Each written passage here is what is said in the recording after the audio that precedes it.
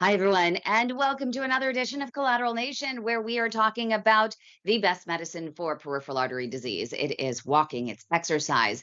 And I know that my co host over here, Kevin, is going to agree with something one of our doctors, Dr. Lily Johnston, said the other day, which is the addition of resistance training could make a big difference in improving circulation for PAD and help improve walking distance. She hasn't done a clinical trial. She's interested in doing a clinical trial, but that is something that she has this strong intuition that should be added to every supervised exercise therapy program. And I couldn't wait to ask you as we continue our 30 day to a 5K challenge this month. What do you think about resistance training? It's pretty important. In fact, you've got to do anything you can to let your body know it needs help with blood supply to generally your calves and your feet, but sometimes your hips and elsewhere. And what I've noticed on the bike, I get no claudication unless I'm climbing a steep hill, which is quite a lot of resistance. And then claudication will kick in my right calf and sometimes a little bit on the left. And of course, my right calf has a really poor blood supply. The popliteal artery behind my knee has a small aneurysm and it's 100% plugged. I have no dorsal pedal pulse. So all the blood to my right foot is coming through or largely coming through collaterals. Yeah. And resistance training is important. If you don't induce some pain and claudication, you're not telling your body you need help. And so that is really important. So I agree. And in this episode, I put out there that we were going to talk about diversifying your workout. And one of the things people always ask is, well, why do I only have to walk? And why can't I do other things? Well, the key is you do these other things and your walking distance still doesn't improve when then they're not doing you any good unless it's giving you a really good cardiovascular workout. And people with PAD need to do more than walking. If they can't walk at a brisk pace and get their heart rate up, they do need some other option like cycling or something like that that can actually get their heart rate up and give them a cardiovascular workout as well, since 3 in 5 people who suffer a heart attack have PAD. But there are ways in which you can get that really good claudication to come in, probably in all kinds of different exercises, just depending on how you do it. Just as you were saying with cycling, you can actually trigger your claudication through cycling, but you have to be going up a hill. Yeah, I think the important thing is to focus either on claudication or cardiovascular. You're not going to get cardiovascular training walking with PAD, with running limited because you have to keep stopping if you run unless you can work out how to do it Yeah. with the reduced blood supply. So I get my main cardiovascular training in the pool and on the bike.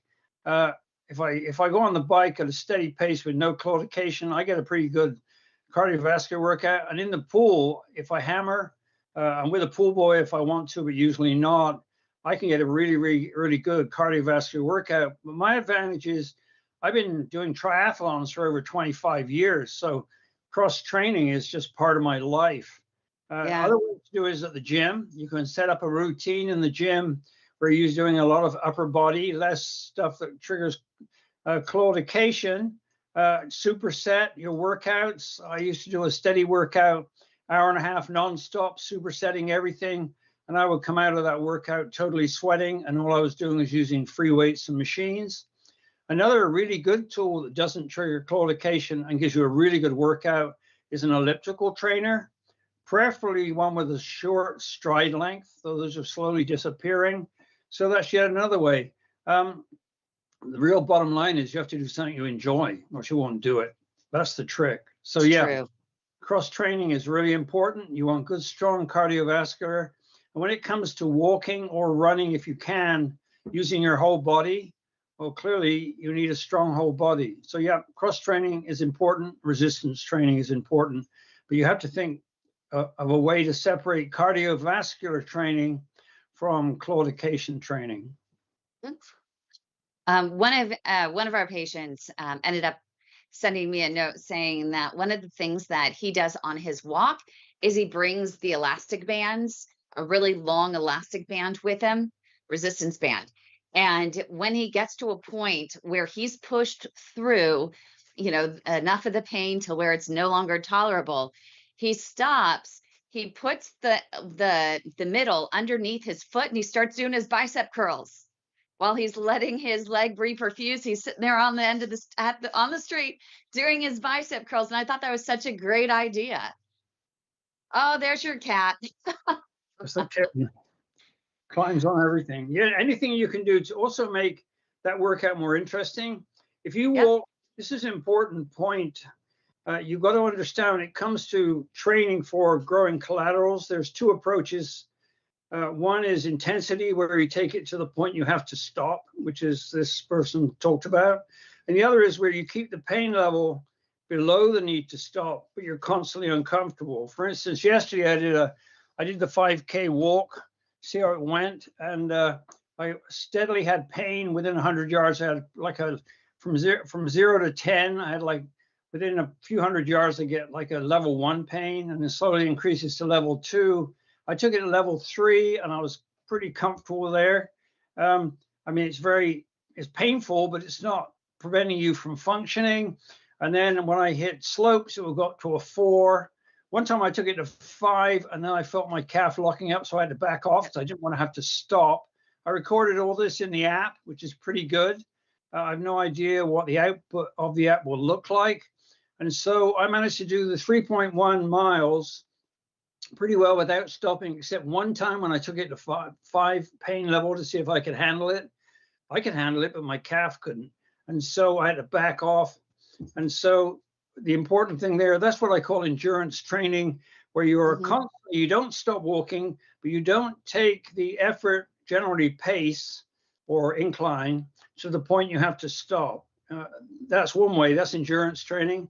Intensity training is where you really push it or walk a hill hard, and within a few hundred yards you have to stop and let your calf refill. What interests me is the need for a study that distinguishes between acute P.A.D. training and endurance P.A.D. training with respect to the rate of growth of collaterals. I don't think those data exist. I can't find them anywhere.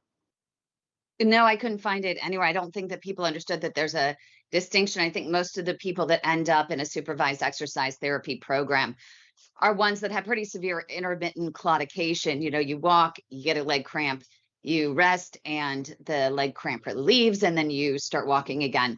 But the whole idea is like, how do we start building those collateral vessels the fastest? And that was the theory behind the current supervised exercise therapy program, where they want you to walk to the point it's no longer tolerable, stop, rest, then get back on the horse and do it again. Even before your leg fully reperfuses, they just want to keep that going. But I understand yours as well in terms of endurance is maybe once you get to a certain point, it's just like when you go to the gym and you're working out with a trainer, you're not going to sit there and do the easiest bicep curls all the time. You're not just going to sit there and go, this is great, this is easy. You're going to work to the point of you want to get to a level where no pain, no gain, right? There's something there that you really feel like something's working. And I think that's what you're saying about endurance training, because well, when you're doing the bicep curls, there is some sort of uncomfortability, right? If you know your muscles are really working, you want to feel a little bit of that burn. Do you want to push it to the point where you're going to grow big muscles? No. So you want to do a little bit more endurance training, right? It's almost like doing negatives, possibly. Because I like doing the negatives, where you do the leg press, but my interest is when it's the reverse, where I'm slowly bringing it back. I can truly feel the burn of that. Now, I might be mixing the two things up, but would you clarify if I'm on the right track? Yeah, when you're using a machine or you're using squats, the return to the original position is often when you get the best training. You pump your way up and then you come down. Yeah. Coming down controlled is critical. It really is. Now, when we're talking about the burn, I've done a lot of weight training and weightlifting. I did a lot of really heavy weightlifting at one time in my life. I mean, I could bench press 90-pound dumbbells. Now I can't even lift a 90-pound dumbbell. But that was back in my 50s. And so you have to decide, are you weight training to build muscle, or are you weightlifting to build muscle, or weight training where you use light weights and lots of reps? And Yeah. in either case, you slowly increasing the load of either more reps or more weight. And that's the art of the whole thing. But you have to do it without injuring yourself. That's also extremely important. So yeah, but you are right. On the way back down is when you get the real training for weightlifting or weight training. And I love our sessions here. I love seeing the live studio audience, using this as an opportunity to walk for a little accountability, right, Mike? Mike's here. We always have to call out Mike. Yeah, I'm finding some really nice hikes in Moncton. We're about 2 hours away from home. Geordie's working here for 2 weeks, so I'm going out and finding all these nice little hikes, and come across this river that's like a tidal bore. So the seawater comes through, and like a big wave will come through, and the tide goes up like 10 feet within minutes. And then Wow. it'll stay like that most of the day. And then in the evening time, you can see it slowly going back out, and it drops by the 10, 15 feet at night. So that's pretty cool. But yeah, I'm getting out on my walks every day. Oh, it's here. It's here. The wave's here. Oh, I want to see it. Yeah, let me see. He's running. Do you see? Look, he's running. Look. Can you see the wave coming in? For those of you who are just watching the podcast, we're actually looking at Mike, our friend Mike, who is in Canada. He's actually, this is so amazing. Actually, seeing him run to the beach to see the waves and to show us the waves. How far does it which travel, is pretty Mike? cool. Sorry? How far does it take, I'm not too sure how far it goes. I thought it might be a soliton, which is one of those standing waves that go on forever. They happen in canals in some parts of the sea. Yeah, solitons are an interesting thing in chaos theory, but let's not talk about that. It's so interesting. Kevin, were you not just proud of him? He didn't even miss a beat or lose his breath as he was running. And this was, remember, a few months ago where he was like, I don't even feel like getting out of bed. And he's been doing your P.A.D 100s. No, Look at him now. No, it's not the P.A.D 100. It's the line dancing. Oh, it's the line dancing. There's actually surfers that were out surfing the wave as it was coming through. I don't know whether you can see them down here. Oh yeah, there it is. That was good. That was good. Yeah, the one that Bristol Channel bore goes on for miles. It just goes on for ages. I think it is a soliton. It's interesting that so many people say that when they go on, I'm going on vacation, so I'm not going to be able to walk for a few days. So let's start the walking program when I get back. And I'm thinking, on vacation is where you really do want to start the walking program, because you have more things to distract you, more things to enjoy, more new trails to pave. I mean, it's incredible, isn't it, Mike, to be in a brand new place, see new things, and get your walking workout in at the same time. Oh yeah, definitely. It's one of the first things I did when we got here was I went onto Google and I was looking at the all trails. I was trying to find where the trails were that were local to the hotel that we're staying in. Yeah, and there's one literally a 5-minute walk from the hotel, and there's a trail that goes for miles. So I'm hitting that trail right now. I'm just about to start it, and this is the beginning of it. Oh, that's amazing. You've got to take the opportunities. It's important to realize that P.A.D never takes a vacation. Nope. Yeah. And so many people say that once they go on vacation, they have a hard time getting back into it. And so the key is that you need to find a way to incorporate your exercise regime into you're into your vacation, not to let it take over your vacation, but when you go on vacation, I mean, I don't know. My dad and I, when we go on vacation, there's always something some place we want to walk to. My Right. next door neighbor was telling us the other day that every time she goes away, she can't stay at a hotel that doesn't have a pool. It has to have a pool so she can get in at least a few laps so that her stamina and stuff doesn't lapse while she's on vacation for 2 weeks. She wants to keep it going because it's a part of her. Moving is what we were born to do. In a way, it's like saying I don't wear my seatbelt on vacation. Wow. Actually, that is so true. That was a good way to explain that. I'm sure you made a lot of friends just now. I guess. Anyway, there's a couple of things I wanted to mention, if I may. Yeah. Yeah. Okay, I posted something on the Facebook support page, P.A.D support page, where I said 5 30-minute walks a week isn't enough. And a lady replied that this made her very depressed and she was upset about it.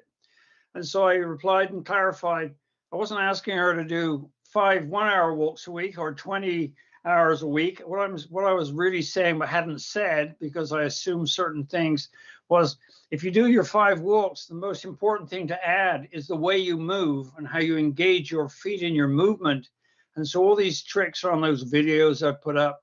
And so beyond just walking, you have to include engagement of your feet to convert them to remote blood pumps. And more people are telling me it's actually helping them.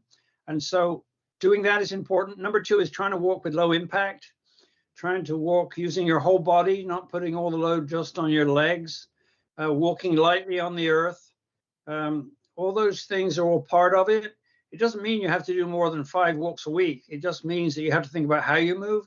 And once you do that, you will find that you move differently all the time around the house. I mean, once you master that foot movement of converting your feet basically into pumps to pump blood through your lower legs, you will find you do it all the time without thinking about it. It's not just on your walks, just when you're going out into the kitchen or going down to put out the garbage, you just do it without thinking.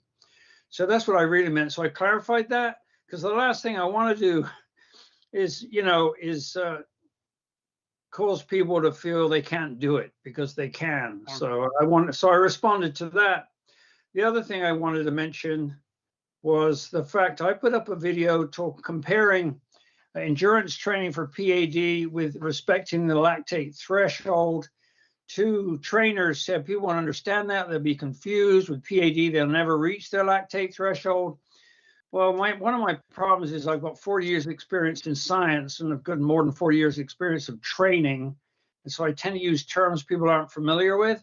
So I suspect that I need to find a better analogy for what I'm talking about when it comes to intensity versus endurance.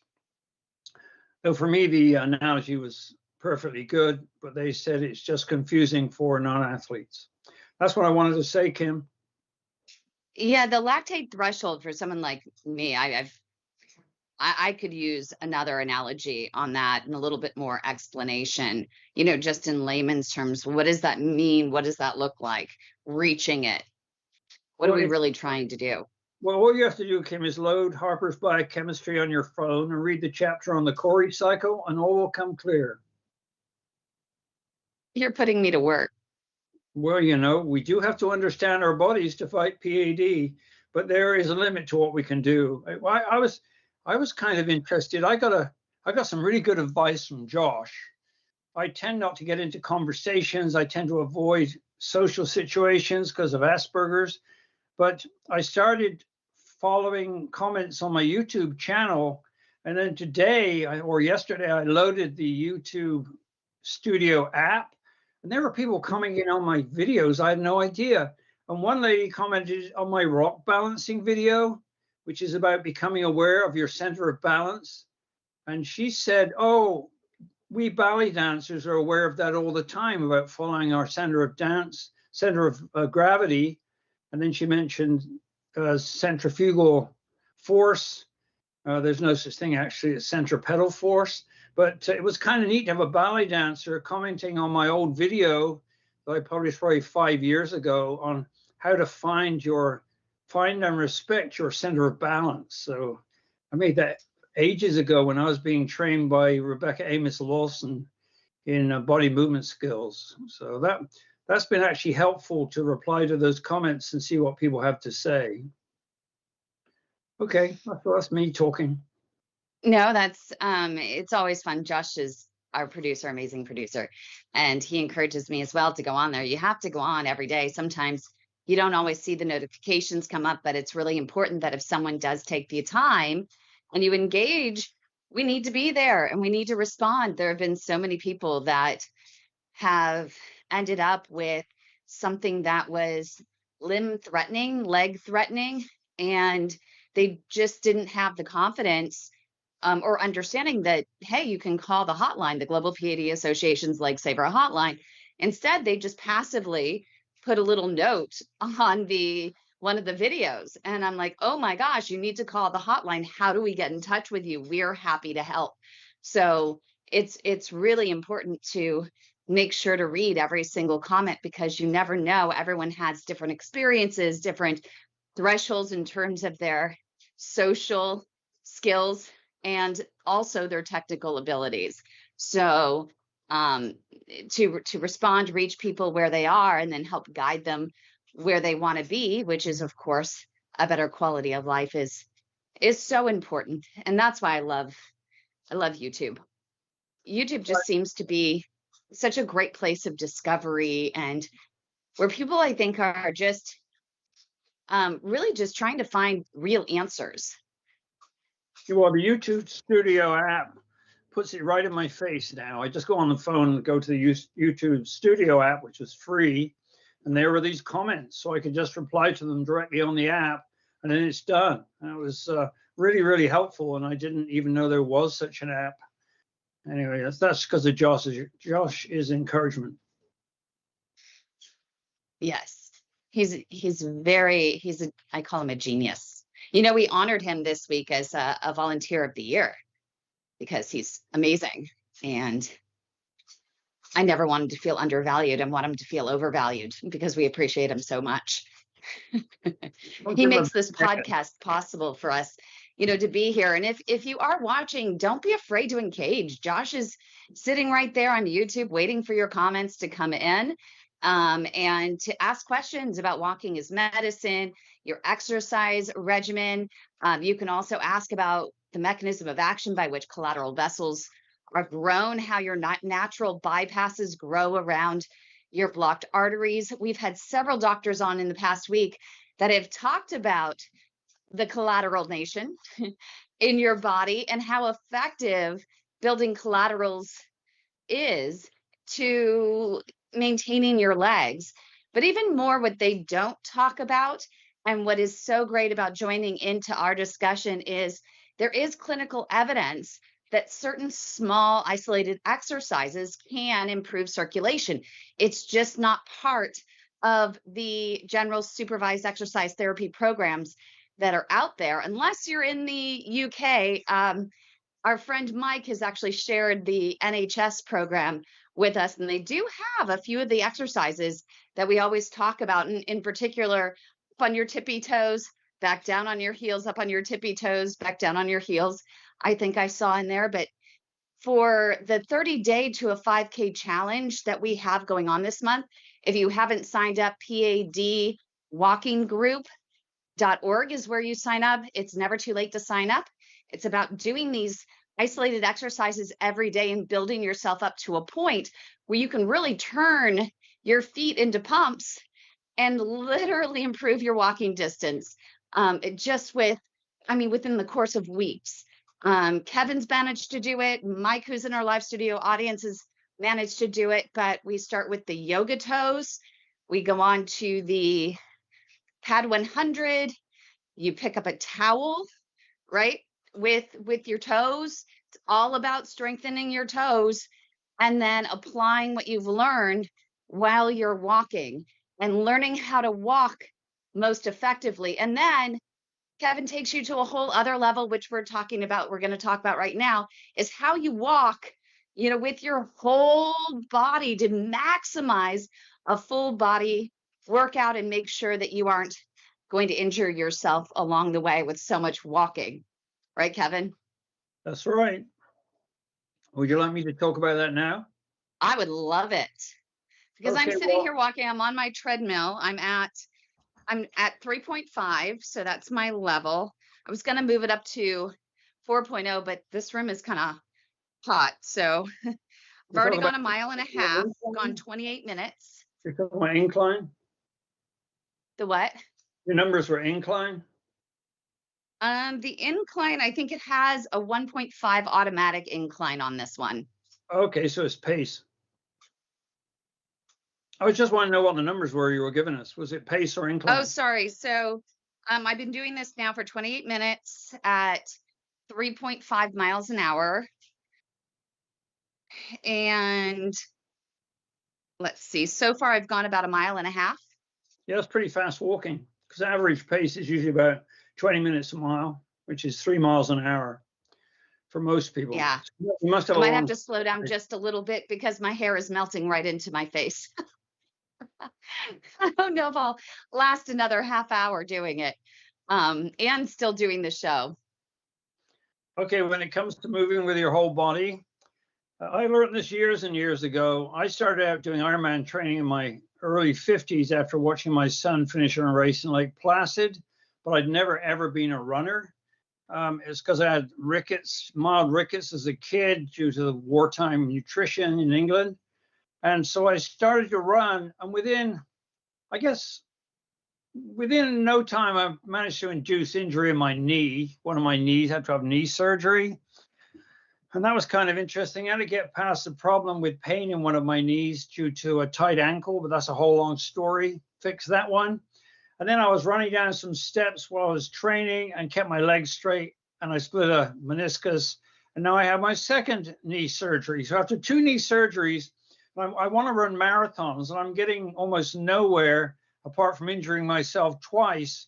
I remember thinking, my sister told me about this musician. I can't think who it wasn't. I can't think which one it was. Shostakovich comes into my head, but that's not the guy.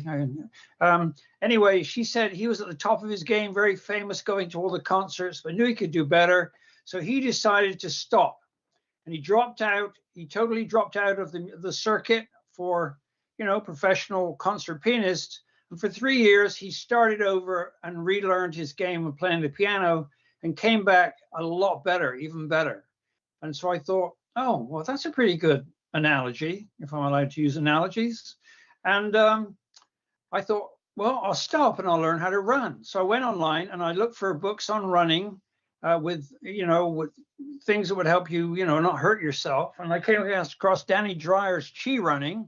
So I bought the videos, and there he talks about how to use your body and gravity to move along, but also how to minimize impact by the way you land. And that helped. And then I went to a physiotherapist for help with some other problem. And he said, hey, Kevin, you're getting into running now in your 50s. You need to read this book. And he handed me a copy of a book. This was Bruce Bewley in Chapel Hill. He handed me a copy of a book called Running with Your Whole Body, a 30-day program by Jack Heggie, who was a great runner. And so I took the book home and I did the 30 exercises, which are Feldenkrais based. And that completely and utterly changed the way I move. It caused me to engage shoulder hip counter rotation. That means when you say throw your right arm and shoulder forward, your left leg and hip go back. So what this does, it creates a twist in your spine, right? And so that stores energy like an elastic band will store the energy and then give it back. It's like the mechanism in a watch. It goes tick tock, tick tock. So when you take it this way and store that energy in your spine by turning your shoulders one way and your hips the other, it gives you that energy back. It's almost like a bounce. And so I studied his exercises. I studied Danny Chi's exercises, and I developed a low impact shuffle, which also I do for walking now. Ever since I learned that, it took me 6 months, I guess, to get any good at it at all. I used to run at the track with friends. They'd laugh at me. They say, "You're never going to run like that, Kevin," because they're used to striding with big strides, right? I was in my 50s. They said, I guess I was in my early 60s by then. And then they said, "You're never going to be able to run like that." Well, I proved them wrong. Using this shuffle 2 years later, I qualified for the Boston Marathon. And that qualifier was a harder race than any full Ironman. Wow. You have to hold a horrendous pace for 26.2 miles. And for me, at age 66, when I ran the qualifier, I had to average just over a 9-minute mile pace for 26 miles. And that is not easy. Doing it 5 miles might be easy, but 26 miles is a whole nother game. And it was all because of learning how to engage my entire body in the running process. Well, now I apply that learning to walking. And so when I walk, I have good, strong shoulder hip counter rotation. So my body carries me along, which to some degree is load off my legs. Also, it causes me not to land on my heel, which creates a shock wave up your leg. And that counters the systolic pressure wave sending blood down your leg. So the last thing you want, ideally, you should try to walk with minimal impact, zero impact if you can. Well, I suspect that's almost impossible unless you have a very, very slow pace of walking and you're placing your foot carefully. You can't do that. So if you take this low impact, whole body approach to moving, you get good, solid cardiovascular training, good upper and mid body strength through training that we talked about before. And then you take the remote blood pumping station concept, which is described in my videos, and incorporate that into your walking. Surprise, surprise, you can go a whole lot further without claudication stopping you in your tracks because you're sharing the load. You're taking the load to your whole body, not just your legs. It truly works. It got me to Boston. I mean, I sure would love to run marathons again, but I'm not sure if I can, but I'm trying as hard as I can. And so all those things I learned as an athlete doing triathlons for 25 years is turning out to help me with my walking with P.A.D. and with a completely 100% blocked popliteal artery and other blocked arteries in my right leg, and they're starting to go that way on the left, but I'm still able to go. It's because I use all the tools I can lay my hands on. You start with physicians, and then you move to surgeons, and once they run out of tricks, now it's up to you. So then you start working with your body. You start learning how to use your feet and use them as pumps to get the blood moving. And then you start working on your whole body, helping your feet. And before you know it, you're walking a long way. I mean, I did, the 3.1 mile yesterday. I think I stopped one time when I pushed the pain level to 5, and I realized I had to back off. So I did. And so I probably stopped for 15 seconds. But the rest of the time I kept going. Now, back in 2014, when this all started, I had no idea what I was doing. I would go too fast and I have to keep stopping to reload my calf with blood, which hurt like crap. And I slowly over the last 10 years worked out what to do. And now I'm starting to, I'm signing up for races again. And I did that race in 2023 in Finland with P.A.D., one of only 3 people in the world to finish that in my age group. And that was all not because of I was already exercising. My P.A.D. occurred when I was running marathons and doing Ironman races. This is why I say walking's not enough.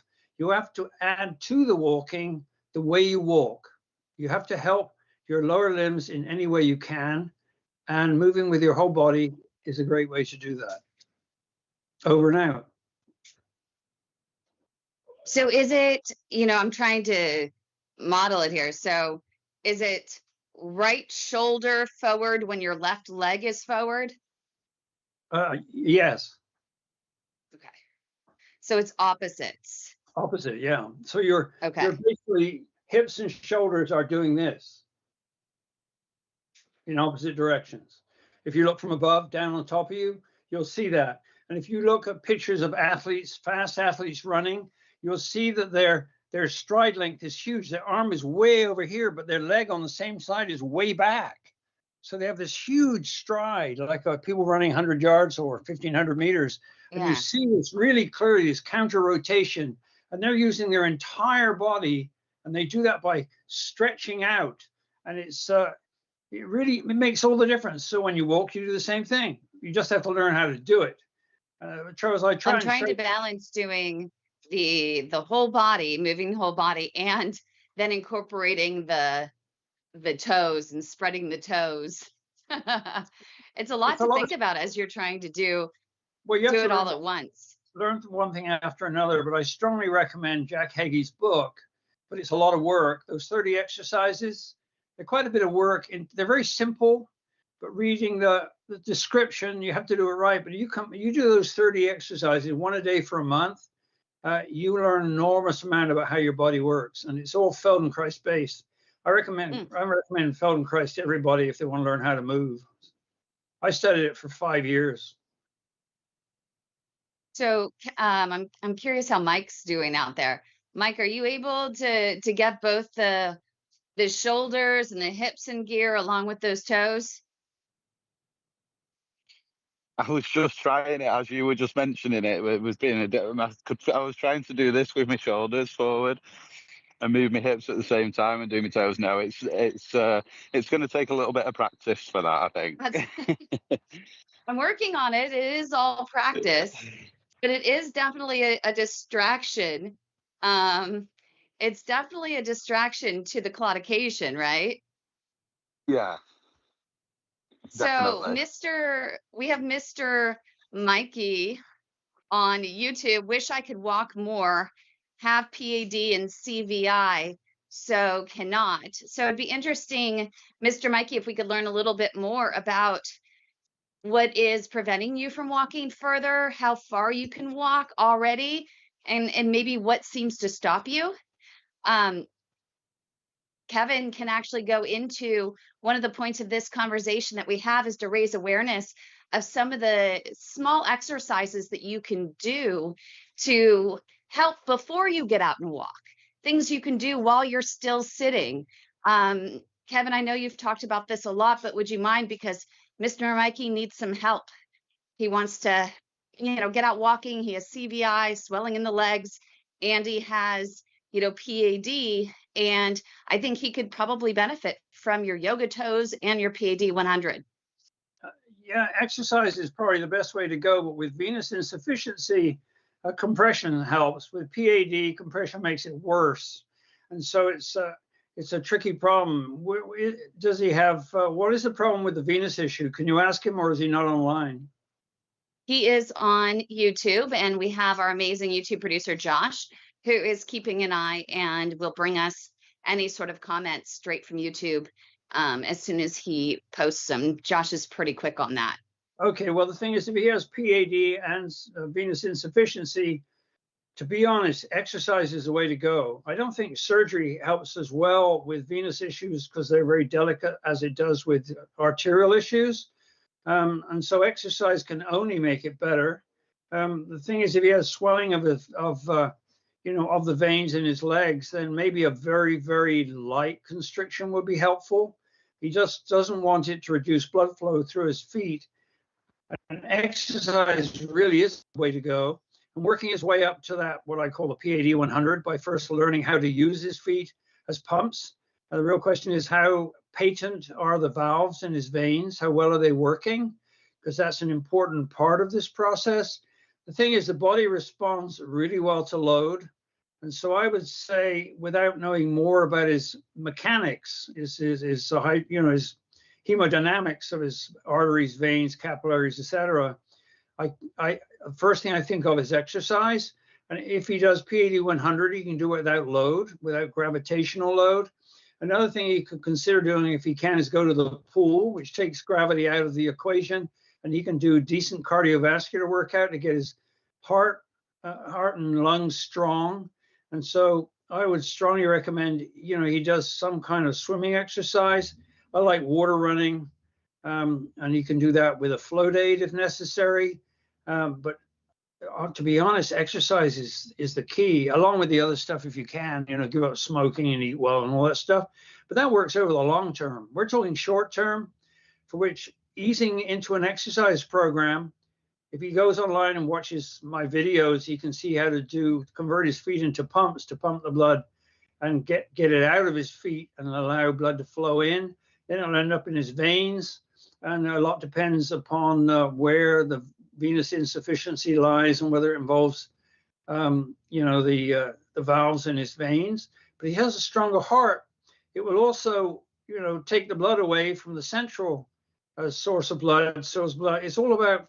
This is basically it's basically a plumbing problem. So the way you get blood to go around is you give it a push, and these pushes come all along your body, and then you get it out of the way. So the heart and the arteries give it a push down through the capillaries, get it through the tissues, and past that tissue resistance, ends up in your veins, and you want to get it back in your heart. Well, the way to get it back in your heart is have a strong heart, so the blood is out of the right heart, pumped it off through the lungs, and so it's easy for that venous blood to return. So you've got to think about it as a totally integrated plumbing problem. There is one circular blood supply system, goes round and round, and it has two pumps. There's a pump on the right and a pump on the left, and they work together, but they're very different pumps. One takes the blood through your lungs. So if the blood stagnates in your right heart, it's going to make it harder for the blood to come out of your veins. And so making your heart strong is really important, but you have to be careful how you do that. You have to slowly strengthen everything. And the bottom line is understanding what you're doing, and little and often. So that is my recommendation. So you have a plumbing problem, a tricky plumbing problem, one for which exercise done intelligently could really, really help. So it looks like he had both of his great saphenous veins taken out. He says cooked out. So I'm wondering if he had some sort of laser ablation on those. But he was told yesterday by wound care to call the cardiologist. So I'm wondering if it sounds like there is a wound, not sure where the wound is. I would highly suggest, Mr. Mikey, if you are comfortable with it, to call our Leg Saver hotline to discuss further at 1-833-P.A.D. legs. You can see that's 1-833-723-5347. And maybe, Josh, you could do a reply in there for him with that phone number and have him give us a call. I'm available in about 10-15 minutes, and I can jump on with him as well. And we can see if there are some critical questions that we can set up for him to ask his cardiologist when he goes in. But he says he feels strong other than his legs. He says he cramps not only in his calves, but the thighs. So that indicates what doctors tell me is literally a aorta, iliac, upper vessel disease versus below the knee. So there's so many questions that I would have for him, but so many patients do have P.A.D. and CVI. It's a matter of, we're just aging. And so our valves in our veins, don't work as effectively as maybe they used to. So the blood's not being ushered back up. But some of your exercises that you talk about, Kevin, all the time should help with that. And we have heard from doctors that, light compression can be very valuable, and it doesn't impact the P.A.D. unless you're in CLI with wounds. So if you have wounds, that's a whole different story. And that is something that you do need to consult with likely your cardiologist or your vascular surgeon or podiatrist I'd also to ensure the right for you. Concern about contraction of scar tissue around some of these vessels after surgery. So basically, we don't know enough about his plumbing to give good advice, but I would say light compression would help with the venous issue. And if it's light, it won't impair his arterial supply significantly if he does the foot exercises. That's my opinion as a veterinarian. As a veterinarian. Oh my goodness. You're hilarious. You have much more. I think you should play up your pathology PhD is what I think. Well, no, PhD is in neuropathology, but I'm a fellow of the Royal College of Pathologists in London, and I also passed what was an horrendous exam, the American College of Veterinary Pathologists board exam. That taught me more about pathology than I ever imagined it was to learn. It's a vast subject, and actually that is the subject of my newsletter that goes out tomorrow, is the education needed to become a scientist or a pathologist or whatever. And so I talk about that in my newsletter that goes out in the morning. So yeah, pathology is my game. There are so many disciplines you need to learn to be a good pathologist. you're trying to understand the mechanism of disease. Well, infectious disease is different to, hemodynamic disease, which is different to metabolic disease, and all these different causes of different diseases. So you need to understand the physics or the biochemistry or the chemistry or the immunology or whatever, or embryogenesis or whatever subject you need to learn in order to understand pathology, which is about understanding disease. And boy, PAD is a horrible disease, dreadful. Yeah.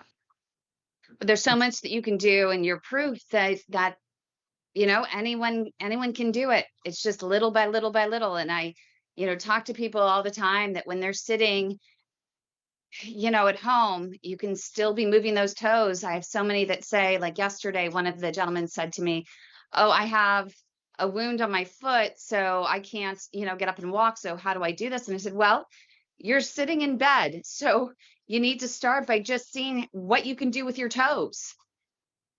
Start flexing and pointing. Start doing the alphabet." Not pointing, it's spreading. Spreading. So you're not pointing brings your toes together. You're thinking ballet. No, it's so, flexing. but we always do. So it's pushing the accelerator button, right?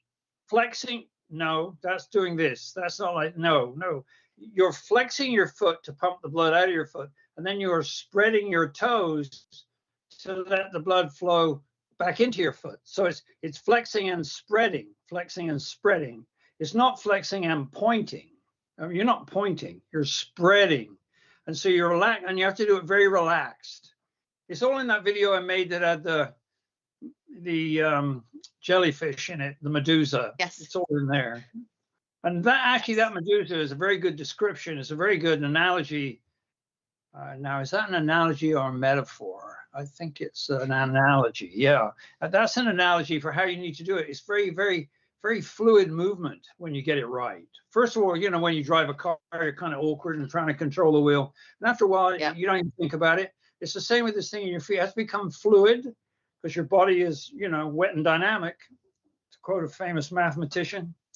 So, you can do a lot. You can do a lot with your feet if you learn how to convert them into pumps. Surprised how well it worked. I mean, I thought of it, worked it out eventually based on physiology and anatomy. And I was surprised how well it worked. But it took me quite a long time to work out how to do it. And now that's all in those videos. So. But it's amazing that it also, I mean, we have proof right here in studio with Mike. Mike says it's literally, it's worked for him. And he was even out running today to catch the waves. So that was really fun to see. And line dancing last week, and he's doing great. So I appreciate everyone for. Josh told me you have to tell somebody 9 times before they'll hear it. So I want to tell you, Kim, for the 7th time, it's flex and spread. It is not flex and point. That's 7. I know it's hard to get through your head that it's, when I'm trying to explain it to people, they don't understand this. So we're trying. We all are. That's why everyone needs to tune in every single week. Come join us. No, it's trying. Come join us here for the Collateral Nation. And make sure you visit Kevin's YouTube channel at Fit Old Dog to see some of these videos. He'll actually show you how to do it on his YouTube channel. So make sure to check that out. And while you're there, don't forget to subscribe to the channel. You can go to inspirationalselfhelpbooks.org as well to sign up for his newsletter and get great information every week and follow his journey to getting back into triathlons, right? You're training for one coming up next year, right? I'm up for a half in May, but it's inspirationalselfhelpbooks.com, not .org. .com, not .org. I'm used to saying .org because I signed up for a half Ironman, Ironman 70.3 in May. And my job there is to try and break the cutoff, which has been hard with P.A.D. If I can do that, then I can then go do the race in Wilmington in the fall and try and qualify for Worlds again, which I've done a couple of times in my life, where you go to the World Half Ironman Championships. And that's pretty neat. So I'm training for that. And it's in May, but I'm already training. I love it. But to We- follow his training and everything he learns along the way, make sure to go to inspirationalselfhelpbooks.com.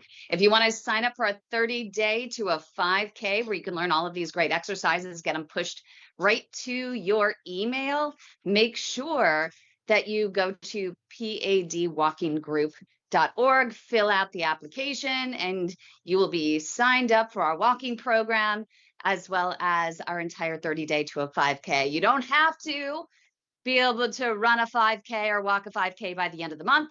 The whole idea is to do your personal best and to use just small, easy exercises, learn how to walk more effectively over the course of the next few weeks to hopefully have you create a personal best by the end of the month. But have a great week, everyone. If you have any questions, just go ahead and email info@padhelp.org or call our Legsaver hotline at 1-833-PAD-LEGS.